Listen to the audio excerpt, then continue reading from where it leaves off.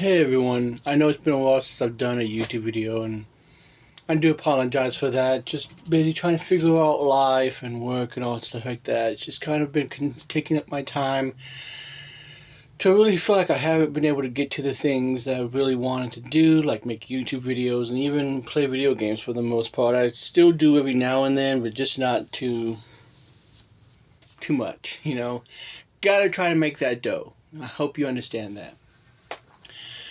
But the latest rumor is that the Nintendo Switch 2 is going to be shadow dropped right after all the information that Nintendo gives us on it is revealed on April 2nd.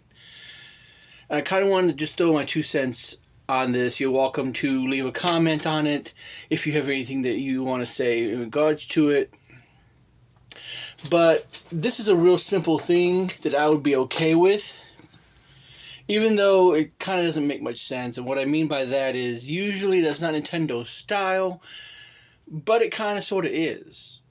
Like, how many times have we seen where we know they're working on a Star Fox because we see it in the background of a little vignette thing that Miyamoto does?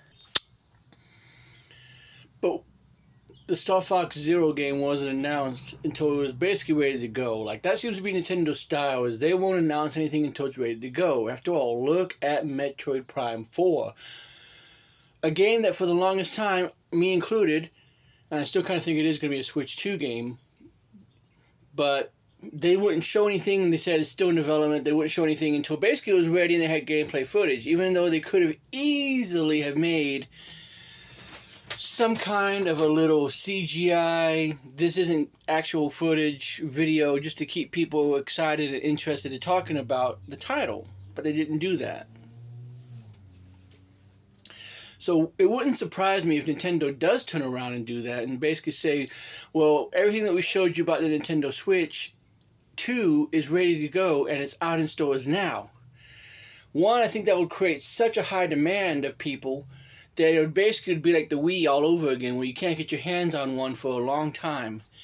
And also the Mario Kart game, and if they end up making Metroid Prime 2, Metroid Prime 4, a Switch 2 game, I think that's going to help sell it also. So it's very much possible that it could shadow drop.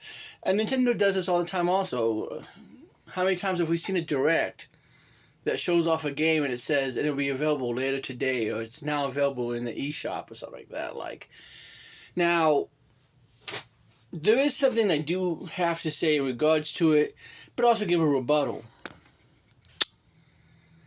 And that is, if you know anything about your gaming history, you know that there was a console called the Sega Saturn that kind of did something similar, right? They announced it and then it came out. But that's different because Sega was weird, right? Not only did they have great consoles, but they kept coming out with them back to back. So, as an example, they would say the Genesis is going to be the system. It's going to be the system. This is going to be what you want to buy. But then CDs took off, and now it's like, oh, the Sega CD. The Sega CD is going to be it. But it attaches to your Genesis. Rather than create a whole new system, we're going to give you an attachment.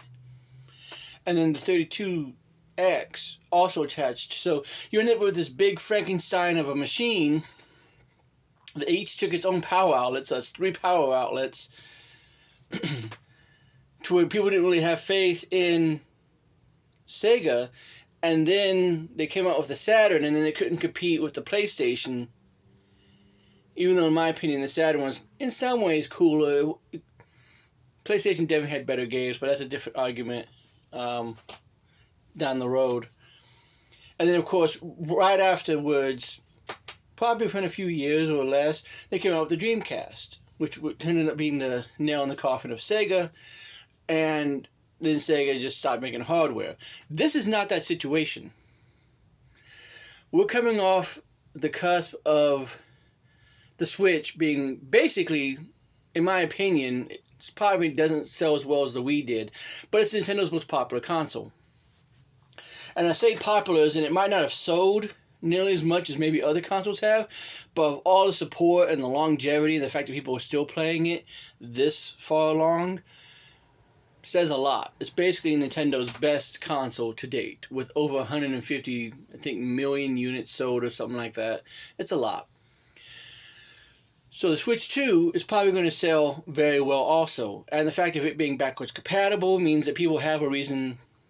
I mean, I'm going to buy one anyways, let's face it. But people already have a reason to buy one, because if you just show off a game that's a Switch 1 game and it's running better, looking better, you know, why wouldn't you get it? And then you announce, hey, the NSO app now has GameCube and at least GameCube, but maybe also throwing DS in there somehow. I don't know how you would do that, but you get what I'm saying. Like, you throw in all these classic, you throw in more classic consoles, people are going to buy it, and then you already have a Mario Kart game. Mario Kart Cross, Mario Kart 9, 10, wherever we're at. I don't know what you're going to name it, but you already have a Mario Kart. So it does make sense. Plus, if I recall correctly, Nintendo kind of did that with the Switch. Like, they showed off the Switch, but they didn't really, like, tell you much about it. They just kind of showed it off, told you about it, what it could do, some of the games for it, and then they gave you a date for it. This is the first time where they've kind of shown off the hardware, shown off a little bit of the game, but haven't given us all the full details. So it wouldn't surprise me if April is just like, here's everything they can do, it's available now, and you go ahead and you get it. But what do you guys think about that?